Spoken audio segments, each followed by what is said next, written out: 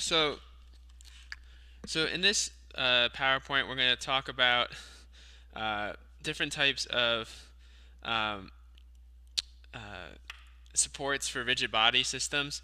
So, rigid bodies are meant to support uh, uh, support machines and connections with the machines, and they prevent translation or rotation of parts. So for some common, I'm going to go through some common examples of different types of supports. So one of the most common types of supports are cable supports. So they're used to support typically weights. So an example of a use of a cable would be within a block and tackle. So the pull point of the block and tackle is depending on the amount of pulleys that you get.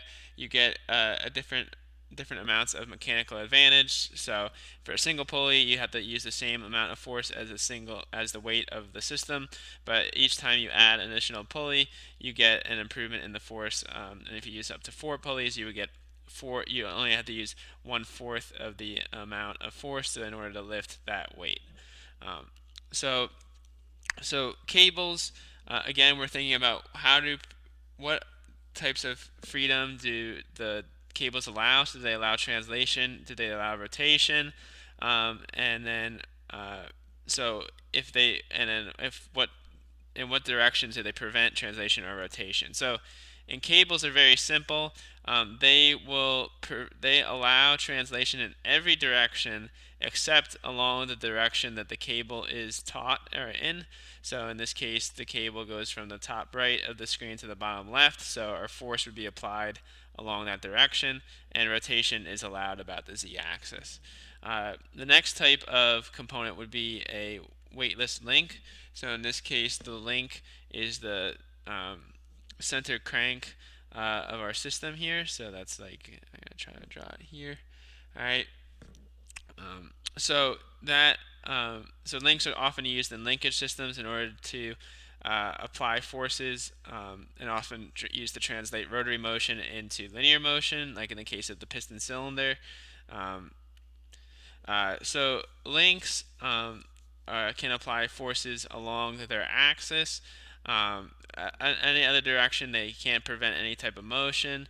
So, but the force can be in either can be either positive or negative. So it can go from the top left, or so the top right down to the bottom left in this case, or the bottom left up to the bottom right. Uh, so in this case, for our we have a roller. Um, so rollers are often used as supports for wheels, or they're oftentimes used in bridges as well to allow for thermal expansion of the bridge during hot summers and thermal, I guess, condensing in in the winter months. So it allows the bridge to relax and stretch during those times. So again, what type of degrees of freedom are allowed in rollers? We talked about this already a little bit in the other video, that rollers allow translation and rotation about the z-axis. The only way they only prevent movement normal to the point of contact. So in this case, we have our point of contact with our roller is along the slope, and therefore our applied force is normal to that slope. All right.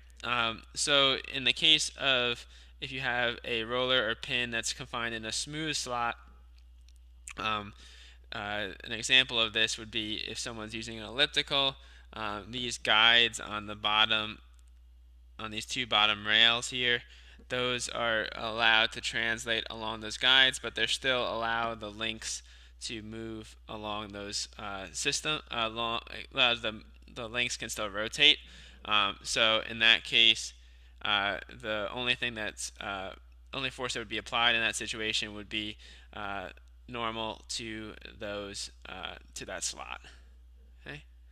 Um, so a rocker is very similar to a roller in that it prevents translation normal to the point of contact.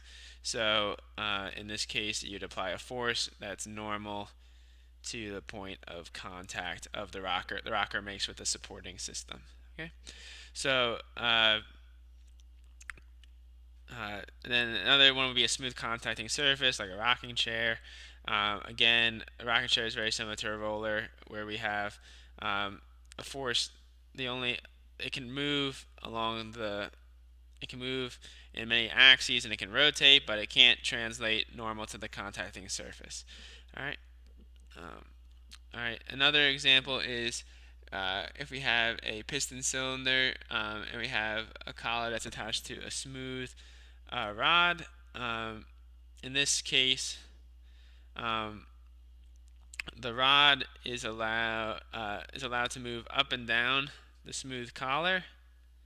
All right, but it's allowed to rotate about the z-axis. So the only way the force is prevented is normal to the smooth collar direction. Okay. All right. The last thing, one of the final few applications here is smooth pins or hinges. So smooth pins or hinges are used often a lot indoors. Not so well in this example on the left, but on the right hand side is an example of, I think, the Sydney Harbor Bridge.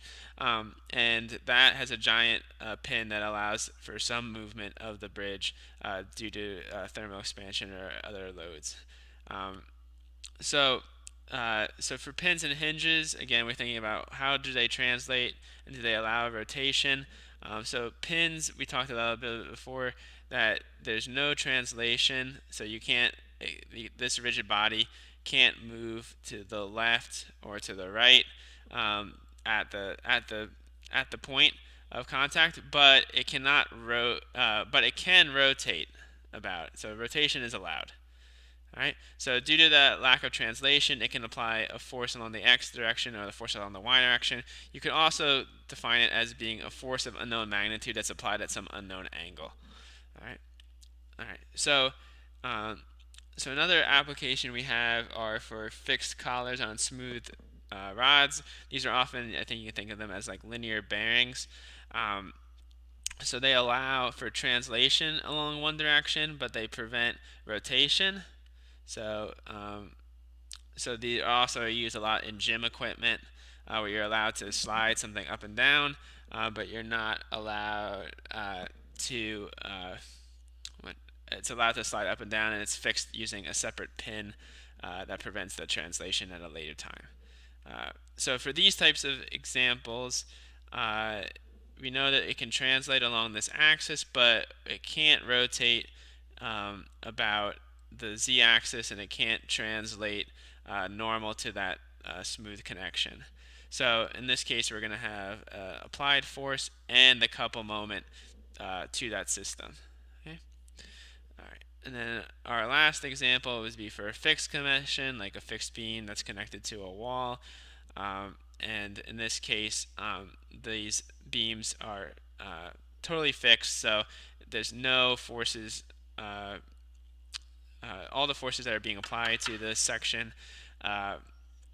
Since there's no translation, there's no rotation, we have to apply forces along both axes and a couple moment to help prevent the translation or rotation of our rigid body. Right? And that concludes this short video on different types of connections or support reactions that can be used to model real systems as rigid bodies using a free body diagram.